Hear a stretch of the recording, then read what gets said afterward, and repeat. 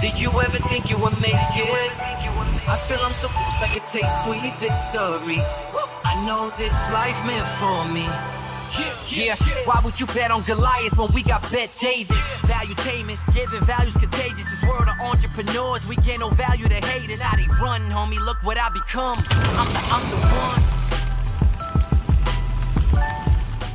I have a special guest here today that she is joining us from an undisclosed location. So the internet with where she may be is because this is the best way we could do it. However, I've been looking forward to this for a while because to about 67% of the population in Venezuela, she is seen as the elected presidential candidate. Millions of devout voters, supporters wanting her to replace Maduro. And on July 28, a lot of reports came out that they won by 67%. However, Maduro came out and he said, I won by 50, won by 2%, 51.2%, whatever numbers he gave. But Maria, it is great to have you on the show today. Thank you, Patrick. It's my honor. I would ask you where you're based out of today, but I think it's better we don't ask that question. So I got a couple questions for you. Venezuela, I have a lot of friends that are from Venezuela. I have a lot of folks that I work with that are from Venezuela. Great people, hardworking. When I look at the data, I'll say this, and I'm just going to ask an open-ended question for you, and then I want to go into a bunch of different things that's going on with Venezuela today. So 18% of world oil reserves Venezuela has. This is a place that 60 years ago was 2 times richer than China, 4 times richer than Japan, 4th-ranked world economy, 1st rank in Latin America. Currency was number 2 only to the US dollar. One of the best health systems. Amazing things that was going on in Venezuela. Some of the happiest people around the world. And then all of a sudden today, in the last 10 years, 7.7 million Venezuelans have left their country. That's a quarter.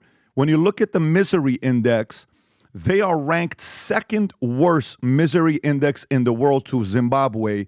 Maria, what happened to the great country of Venezuela? Well, 25 years of Chavista socialism. That's what happened. And they decided to take control of our country at any cost. They destroyed every single democratic institution. They went against private entrepreneurs. They destroyed the rule of law. Venezuela today is in the last place globally, the last country in terms of rule of law by the World Justice Project.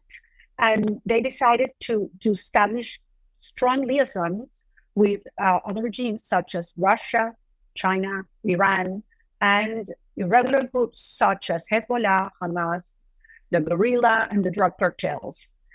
This turned into a criminal operation that is using Venezuela as a safe haven to destabilize the whole region, including the United States. And migration is a consequence of lack of future, Patrick.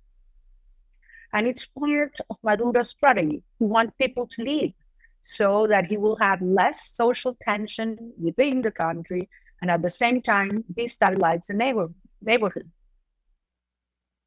So, you know, I don't know when this was, but it was earlier this year when President Biden, they negotiated to lift the sanctions with the understanding that he would allow for a fair election. And everybody's like, oh, what makes you think they're going to have a fair election? And then he comes out and he says he wins and he beats you guys, yourself and your partner, Edmundo Gonzalez Urrutia, I believe, if I'm pronouncing the name properly.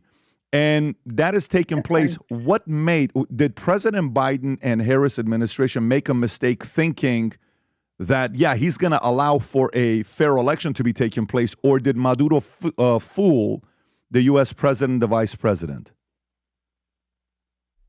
Well, let me give you a little context of what has happened in the last 2 years. Venezuela, at the beginning of 2023, looked deemed hopeless. A lot of people said, forget about 2024, the presidential election. Maduro is going to stay by the force. People are demoralized, delegitimized. And we decided to start tearing down the barrier Chavismo had put within us, dividing us between, black and white, rich and poor, old and young, those that are here, those who have left, and right and left. I mean, we decided to get a country back together around values, human dignity, justice, solidarity, private property, family. Everywhere I went, people would say, I want my kids back home. And this is a very strong and powerful feeling.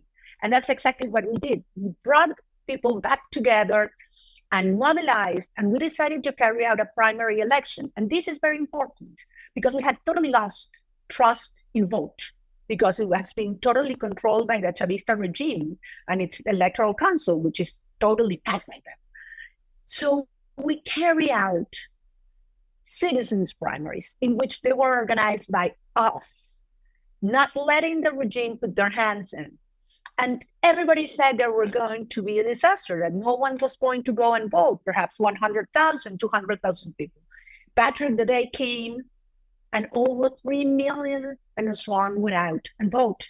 It happened just a couple of days ago, 1 year ago. So this showed us the degree of our strength. This brought trust among each other. I was elected as a presidential candidate, but the regime, of course, Maduro, was very scared to run against me. So they decided to put me aside illegally. And what we found, Edmundo Gonzalez, as we said, as an alternate candidate, we were able to register him because they thought he was not going to win. The regime never thought people would vote for him when they wanted to give me their support. We rallied around the country together without media, without money. Patrick, every hotel where we stayed, they would come afterwards and close it. They would close the gas stations along the routes and the roads so that I could not reach the places I was going. I'm not allowed to take a plane for over 10 years. And they even closed the restaurants where we stopped to have some breakfast in our way to different places. But we brought this country back together. We went to the election, and as you say, under the rules of the tyranny, we won by a landslide in places that Chavismo had always won in the last 25 years. This was the collapse as a political system. And they decided to unleash a violent campaign that has more than 2,000 people detained. All of us have to be in hiding because I've been accused of terrorism. Even children and women have been detained. And now what the Chavista and Maduro wants is people around the world to pass the page and to turn the other way around. And this is a moment where I'm reaching out to the U.S. government, U.S. Congress, and the U.S. people to understand how much we need you at this moment. So I understand that, but to me, when I think about for you guys to go through what you're going through, the sanctions that you put, like even when Trump had the sanctions on Iran, and I'm from Iran, it was working. Iran didn't know what to do. The sanctions were pressuring them. Nobody was lending them money. Nobody was buying oil from them. They were going through a lot of problems. And if I look at the oil sales, barrels, you can see it publicly. Venezuela wasn't selling a lot of it, right? And right now, while we're speaking, I think Maduro is with Putin, if I'm not mistaken. He's in Russia. He had a visit with him back in 2019. They have another visit here as well. And even in July 28th, I think when Maduro won, Putin publicly congratulated him. Congratulations. We are looking forward to doing business. And in 2019, I think Putin even called Maduro a reliable leader, a reliable partner in them doing business together. What I'm asking is right now where you are, Kamala Harris just came out, I think today or yesterday, and she was asked, hey, if Maduro doesn't get out the way, if you want to pull up the article when they said if Maduro doesn't get out the way, are you willing to do anything you can military for him to leave office? And Harris says U.S. won't use military if Maduro does not leave office. If Maduro does not leave office, you're not getting in. Edmundo's not getting in. So what is your plan on helping the folks in Venezuela to have this change taking place while they're not under this guy? Because it's definitely not working under Kamala and Biden. Are you waiting for potentially it to be Trump to help you with this? What is your plan? Well, first of all, let me be very clear. If Maduro doesn't leave office, it's going to be 3, 4, or 5 million Venezuelans leaving our country very soon. And many of them reach the south border of the United States very soon because people leave when they feel they do not have a future in their country. when they feel their children's lives are at risk. And let me tell you, right now, the regime is in its weakest position ever, Patrick. And I want to be very clear with this, because there are a lot of people that want, simply to give up because it means pushing and pressing more when it should. And this is the moment to act. Secretary Blinken at the United Nations General Assembly said it is a moment to move from joint statements to joint actions. And I totally agree. This is the moment to take those actions. Maduro has to be held accountable. I mean, the crimes they have committed, and it's been stated by the Inter-American Commission of Human Rights, they call it state terrorism. Last week in Geneva, the fact-finding mission of the United Nations said Maduro had committed crimes against humanity before, during, and after the election. This needs to have consequences. The perpetrators have to know that they will pay a price for that.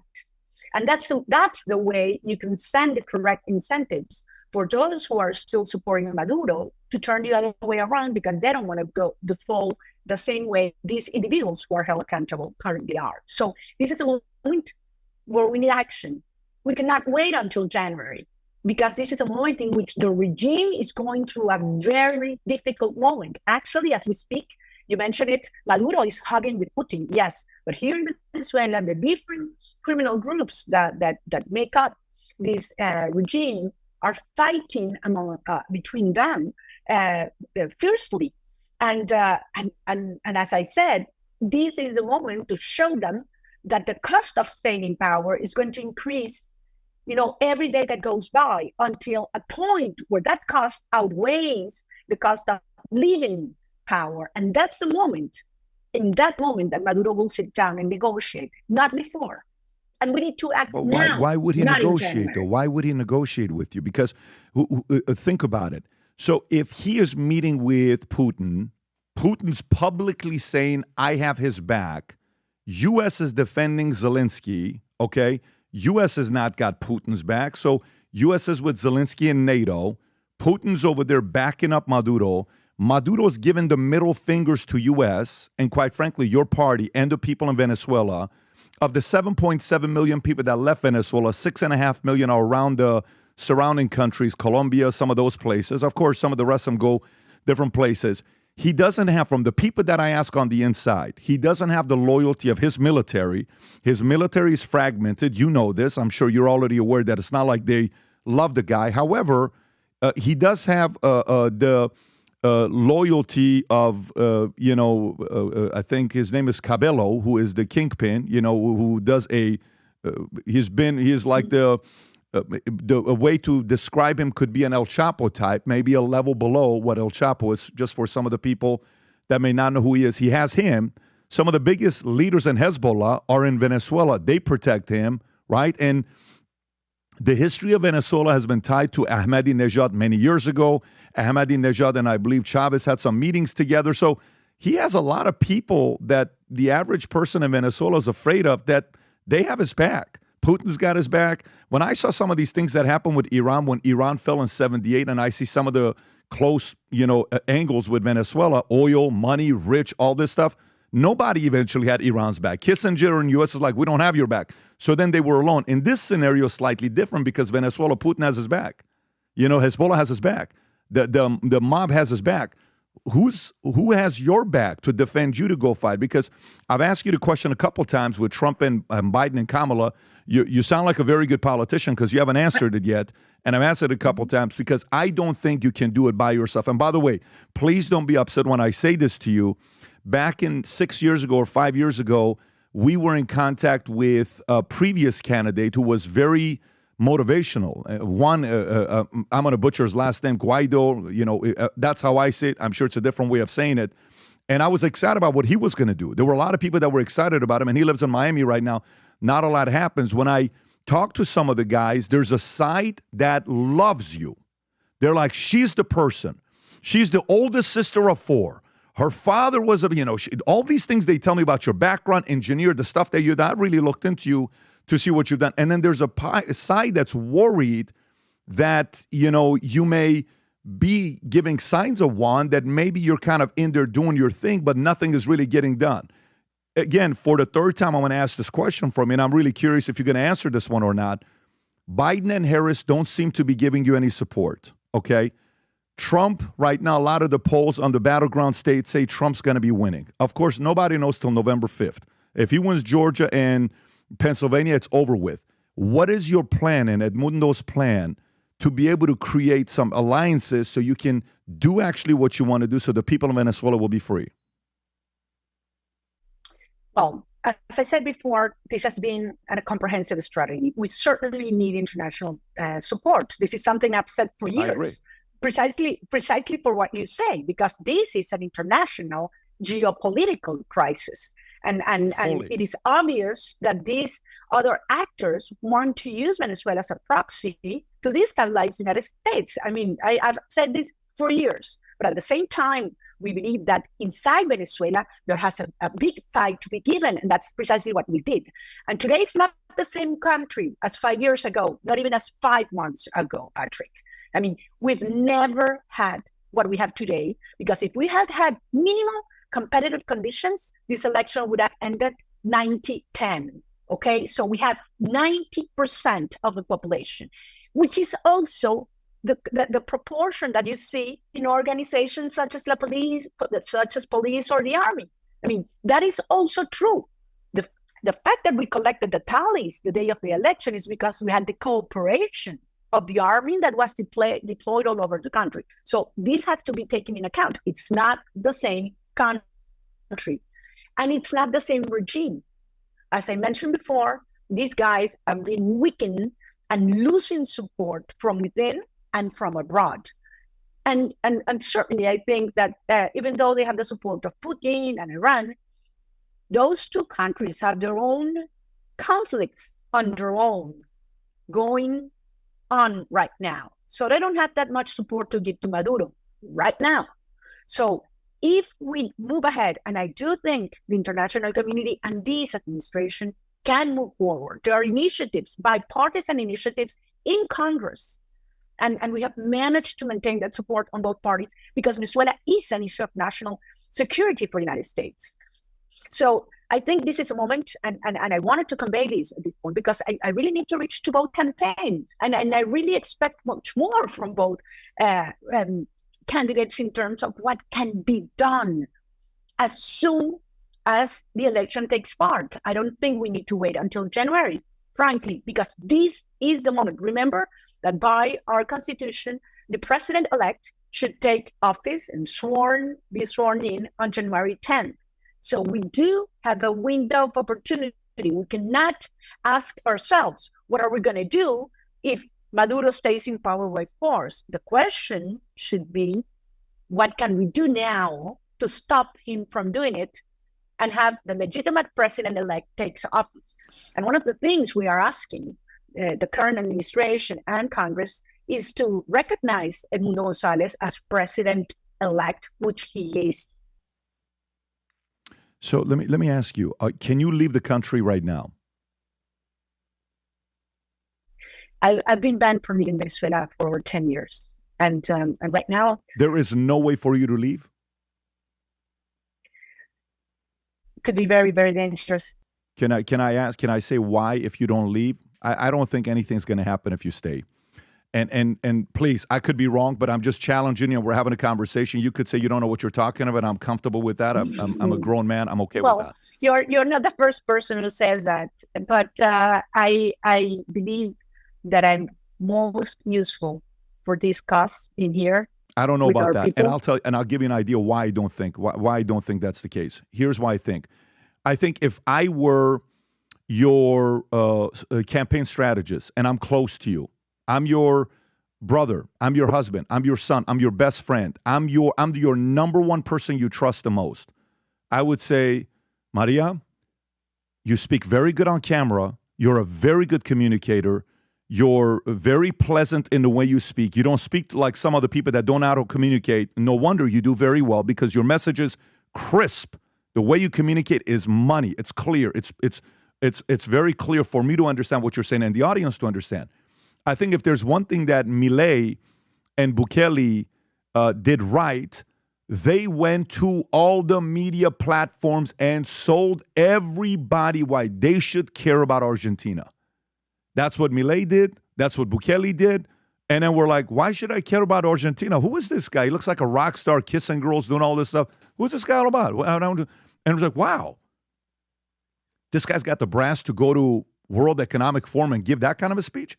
This guy's got the kind of in America we say balls, but maybe it's different words in different countries. He's got that kind of brass to go and talk to all these guys and tell them why capitalism the best system. He's that guy. And, I think for you, if you stay there, less likely it's going to happen. I think I would advise to leave and go elsewhere and just hit the road show, expose every single thing about all these guys. Matter of fact, I got to... do you have a close relationship? Do you communicate with Milei or Bukele at all? Is there any relationship with those two? I'm in front of Milei. Okay. I don't know Bukele. Okay. So Milei, when I think about what I mean, I've been to Argentina and the people eventually got to a point. Yes, Patrick, but it's a very different situation. Look at this. They could go out and do the road show, and then they come back. And they do the fighting inside. That's not my case. If I go out, I cannot come back. Yes, you can. And I will be detained. No, but let me give you an idea, though. Well, I'm accused of terrorism. Maduro is searching for me. They said Diosdado Cabello, whom you mentioned. Yeah. They say they are looking for me. They will find me, and I don't know what they will do if they do find me. But in any case, I think it is very important to get the international community engaged. And I think we are doing that also with the participation of, as you mentioned, almost 8 million Venezuelans that are doing a great job reaching out. And but at the same time, we need to maintain the will to fight and our people organized within Venezuela. I think Gonzalez was able to leave, so he's not run. Go ahead. So he's not in Venezuela right now. He was forced to leave. He was at an embassy. They had been protected by an embassy, and the regime put in place a very obscure operation, and he was forced to leave the country. But now he's acting, as you said. He's moving around right now in Europe. He's meeting with prime ministers. He's going to parliaments, and we are getting a lot of international support. Okay, so let me maybe transition into a different topic here. When it comes on to Diosdado Cabello, right? When it comes on to him, for the average person that doesn't know who he is, can you break down who he is to the average person? He's a former military that was part of Chavez coup, and has been close to the top group of the regime and involved in all kind of illicit activities. And right now he has been named Minister of Interior, and he's in charge of the police and looking over the repression and persecution campaigns that the regime is deploying. Now I want to know, is he as brutal as people say he is? Like, do you have any stories of like certain examples? Well, they after the election, he put in place a campaign called Operación Tuntún, which meant they would send the police or paramilitaries to visit the homes of citizens that had worked as electoral monitors, for instance, and they tear down the doors of the houses. They would take them away. They would mark the doors with crosses. If they didn't find the people they were looking, and I'm talking about citizens that their only task was to be there, watch the process, and get their own tally sheet and give it to us. And they were persecuting every single person that were involved. They even imprison children. As we speak, there are 68 minors that have been tortured. They have been burned. They had electrical shocks, accused of terrorism. I speak with their mothers almost every day. It's heartbreaking, but at the same time, they are the ones that give me strength and tell me, to keep fighting for their children. So Maduro is committing a huge mistake. The way he decided to go all the way with violence and isolate himself from the rest of the world. Believe me, not even in the BRICS meeting, Maduro is wanted now. He's absolutely toxic. He's a pariah. So he certainly is trying to make the world think that he will stay at any cost, because that gives the incentives for countries around the world, including the United States, to simply try to turn the page and look and concentrate on other issues. There is no other single conflict in the Western Hemisphere that is a priority for national security as it is Venezuela. And believe me, there is a true possibility to solve it in the short term if we act now. Because the consequence of not doing this would be, as I said before, 5 or 6 million Venezuelans live in the country. The way that these criminal gangs, some of them are reaching the United States already, are being organized from Venezuela. They have not left Venezuela. They are organized from Venezuela, and they operate in a whole continent.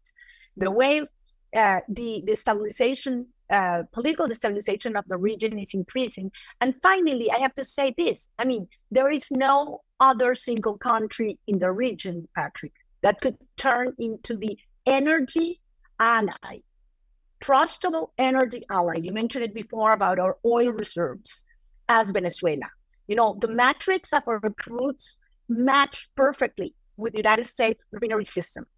This can only be taken advantage of if you have an open market system in which the rule of law is respected, in which private property is respected, and which you can have external investment stimulated. And that will happen with us. So, I mean, from every perspective that you look at it is a top priority and a win-win situation for the United States.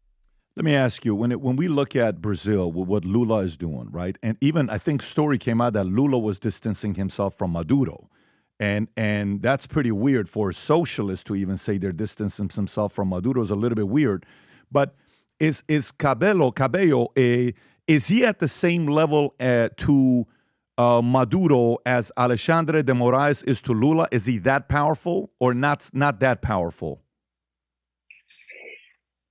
Look, I would say that things are moving as we speak. And any answer that you get from someone right now in Venezuela would be speculation. I would say he's very powerful at this point, but this is a very unstable situation, what's taking place right now. For him. And for all of them, for the regime.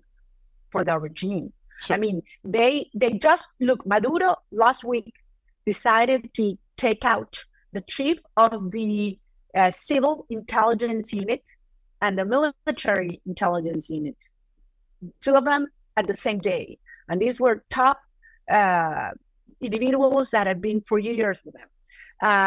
He then got into prison, the last president of PDVSA, the oil company. And he took it out. Now he's in prison.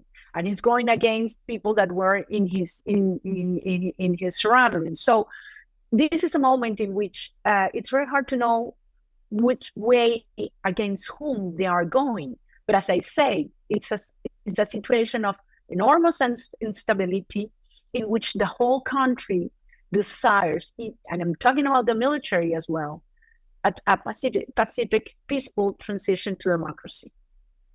I guess this is the power question I'm trying to find out. Does Cabello own Maduro or does Maduro own Cabello? Who owes who? Who owns who? I would say that so far they have needed each other. I'm not going to speculate who is going to win this fight. But right now, it's true. Things are not at a good moment for them, and it shows the regime has deeper fractures than people used to think. deeper fractures than they used to think. Okay, who do they fear? Who does Cabello and Maduro fear? Who do they fear? That's a good question. I think they certainly fear that a international coalition that decides to hold them accountable will be deployed, that the resources they are getting from illicit activities such as drug trafficking and gold smuggling and trafficking of human beings will be stopped and will be blocked. And a law enforcement approach that would make it much harder for them to develop these obscure activities is something they certainly fear. I have to say that, for instance, in the gold sector, much of those resources end up in the international finance system. And many of those countries know it. They do nothing about it.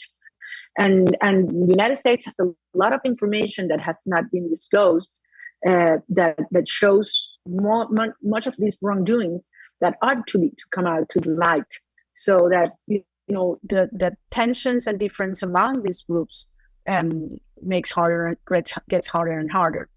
I do think they fear the International Criminal Court. I do think they fear international justice, and that's why that has to move much faster. If it has to move faster, it doesn't look like Kamala Harris and Biden are urgent to move it faster. You need international help. If U.S. doesn't help you, who's going to help you? Canada? Europe? NATO? Who's going to help you? It's only U.S. So that's why I'm asking a question about, are you in regular communication with their administration or Trump's administration? Right now, I'm in regular communication with the U.S. government, as well as other governments, all other governments in the region. How familiar are you what happened to Iran's revolution? How Iran fell? How familiar are you to it? I know it very well. Okay. And Patrick, I know there are lessons we have to take into account from every single of these episodes. But believe me, I've heard so many times it was impossible to do what we did. So all these years, people saying it was impossible to defeat the regime, to get our country back in their foot. And that's precisely what we did. So my message now to convey is we've come so far. This has nothing to do with any other moment previously, any other moment. A whole bunch of conditions that have come together at the same time are in place right now that makes this a unique opportunity. And it would mean, the two outcomes would mean a huge difference for the region and for the United States. And I agree with you. This is the time to act. It is time to understand what things didn't work and which did. But the fact is that we did have an election. And there's no way that the world can look the other way around and simply forget about it. Yeah, but if they do that, then you tell me when you're going to have another election in Latin America to be respected. It's a horrible precedent. If you're in Venezuela and we're not even hearing, how many interviews are you doing in Venezuela today? How are the people hearing from you right now? How are people around the world hearing from you right now? What platform are you using? Because the internet is choppy. So it's going to be tough for you to do a lot of these things on mainstream media and other podcasts. How are you getting your message out? Well, I get a lot of interviews, and I'm not the only one. We have a lot of people abroad that are conveying our message as well. That it's not that I want to diminish my responsibility, but I think we're reaching out to a lot of individuals. And as I was saying, it's not only governments, and I think we're right in that sense. Reach out to the people. We have to make Americans understand why Venezuela is a priority for you as well, and how it will impact you. And in that sense, I think we're organizing more and more our diaspora, which is huge and it's super active, and they're doing a great job. So we have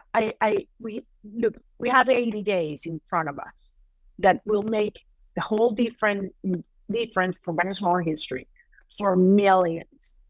And these are days in which we need to put people, there and here to act. regardless of what happens on November the 5th, it is for these actual government to act, not to wait until January. That's my point. I mean, we do have a window of opportunity, and this government can do things that will benefit whoever comes afterwards. They're not going to act. They're the wishful thinking of you thinking they're going to act. You're going to join a lot of other countries that were hoping they were.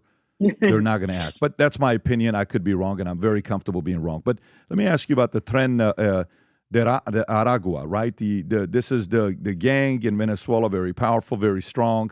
How would you compare them to MS-13, Mara Salvatrucha? How comparable are they to them?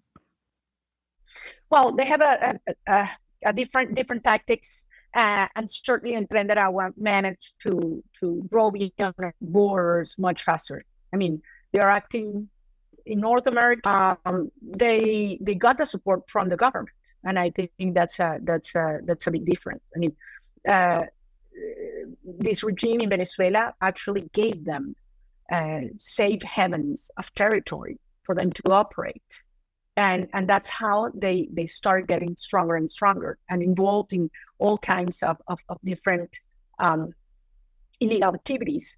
And well, you know how the jail system works in Venezuela. So jails end up being also safe havens for criminal gangs to coordinate their activities from within the jails. And that's how Tren de Aragua also grew and expanded. So now it has certainly its tentacles all around the hemisphere, but beneath me, still gets support from within Venezuela. And that's what ought to be understood. If we want to get rid of these gangs, if we want to reduce drug trafficking and that go through Venezuela as it never did before and keeps on growing, if we want to stop migration, if we want to stop the liaisons of U.S. enemies such as Iran and Russia, we need to go to the cause of the problem. The cause of the problem is a regime that has turned Venezuela into the criminal hub of the Americas. We have the chance to turn it into the energy hub of the Americas, and we need you now. In that sense, we both agree. But my difference with you is that we should not wait until January, because this is a moment in which the regime is very weak, unstable. Yeah, so I don't disagree. Even Mike, even if you look at Chevron is not a fan of putting sanctions on Venezuela because he wants to buy the oil, right? He's thinking about from the business. There's a lot of people that have different opinions. So it's like, no, don't do this and don't do that. It's still good. It's okay. We can't get involved in a business. Why do we want to get involved? Just leave them alone. So let me understand this. So Maduro has Tren de Aragua. He has Cabello. He has the Hezbollahs that are locally dealt, and he has Russia. And those are the people that you guys have to go up against? Yeah, and we won the election, even though we had everything against us. And we were able to prove it, even though everybody said we wouldn't do it. So now it is a moment in which the regime, I'm going to say that once again, certainly is looking desperately to get support from all those groups. I don't think he was very successful in his recent visit to Russia. He didn't get remarkable that precisely Lula and Petro, they decided not to recognize Maduro's fraud because they understand that this is an issue that goes beyond ideological issues, Patrick. And since you mentioned the energy companies, I want to be very clear with this issue because people try to not evade this answer. I want to be direct with you. We certainly want big, strong, honest, competent corporations in energy to come and invest in Venezuela. But we want to do them complying with our laws and helping to develop a country, not to destroy it. Right now, when they operate in Venezuela, they are forced to have a partnership with the most corrupt oil company in the world. And most of the resources they give to the country, to the government, are used to persecute and to promote migration, which is paradoxical. So we believe these companies should reduce their operations until we have a transition to democracy, which can take place very soon. and have them being partners of this transition in order to liberate Venezuela and then be able to have huge, transparent operations that comply with, all the standards of transparency, environment, and so on, which are not being held in Venezuela today. Last thing before we wrap up is I just went on your Twitter. I noticed you're active. So Twitter X is available in Venezuela today, right? That 10 days is done. It's open now. Okay. Well, you need to have access to a VPN, but yes. And look, we won our campaign only with social media. Only with social media. That's great. I didn't spend $1 in publicity. I didn't get one single interview on national or radio TV. Not one. It was all done organically with social media. And that's how we got here. And I got to tiny little places where there wasn't light or internet, and young people would say, I saw you yesterday in this TikTok. And I said, how come? How could you know? And sometimes there were their sisters or brothers that live abroad and have the information. So this was a truly grassroots process. Look, we didn't give away not even one t-shirt. People will have to pay for it. So people that were very, very, very poor, and they would come to me and say, look, I paid $4 for my t-shirt, María Corina. I'm so proud. This is the kind of movement that was made, with discipline, consciousness, and love. Love for freedom, love for our country, and love for our children. And that's why this has no way back. This has no way back. This is until the end. We will prevail, Patrick. I don't know how many days it would take us to have Maduro be displaced because we defeated him. But this will happen.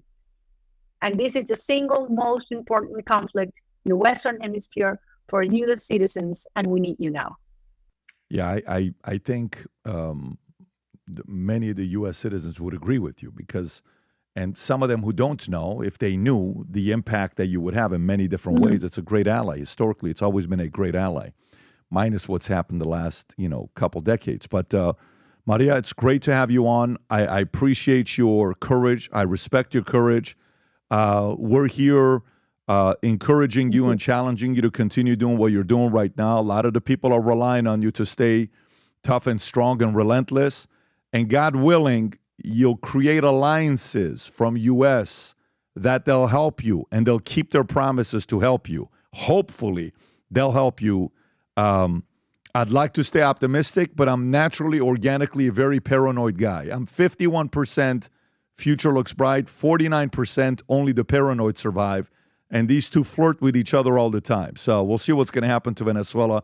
But I appreciate your time. Well, we'll show you that you were wrong this time. I will invite you to a free Venezuela, and we will. Listen, I want to see it.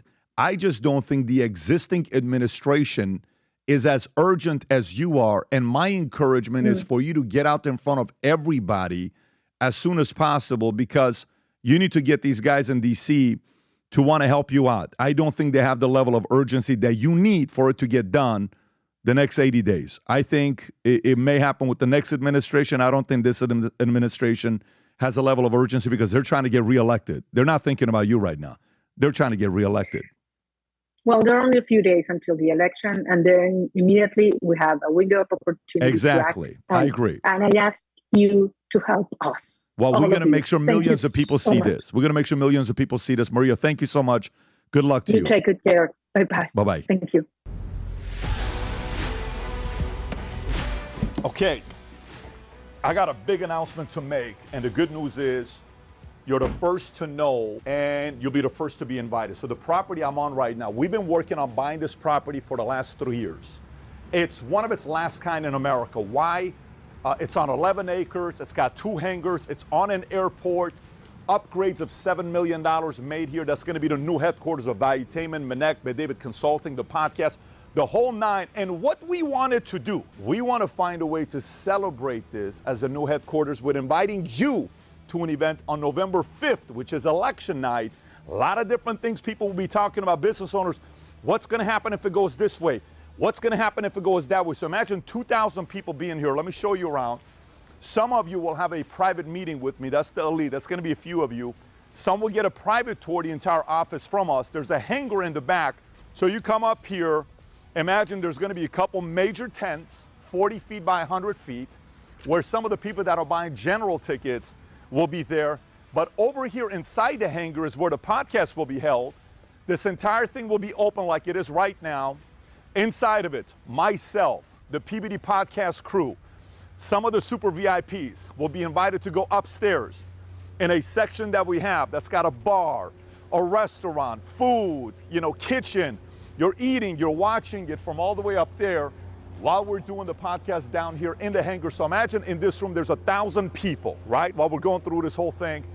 Conversation, it's gonna be from 6 p.m. is when it starts, all the way up to 2 o'clock in the morning. Who knows, maybe we'll go 3, 4 o'clock in the morning because a lot of things that's gonna be going on. And by the way, do you know why we're not cutting this?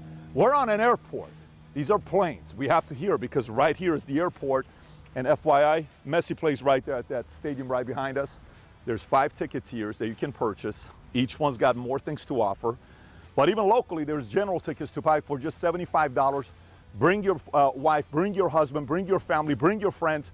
There's one caveat after you buy the ticket. When you buy the ticket and you come on November 5th, you have to wear Future Looks Bright gear. I'm talking Future Looks Bright hat, a shirt, doesn't matter. You're gonna have to show I got some kind of Future Looks Bright gear because we want everybody here to spread the message and the energy of optimism around the world, back to their states, wherever you're going to be. So November 5th, click on the link above or below, get registered. And if you're watching this saying, well, Pat, I like to travel private. Can I bring my private jet here? 5 of you guys will be after you buy your ticket. Then you can ask us. And that's only available to the tickets at the highest level possible to bring your jet and park it here. So having said that, get your tickets, and I cannot wait to see you November 5th, 6 p.m. at our new headquarters in Fort Lauderdale. Take care, everybody. Bye-bye, bye-bye.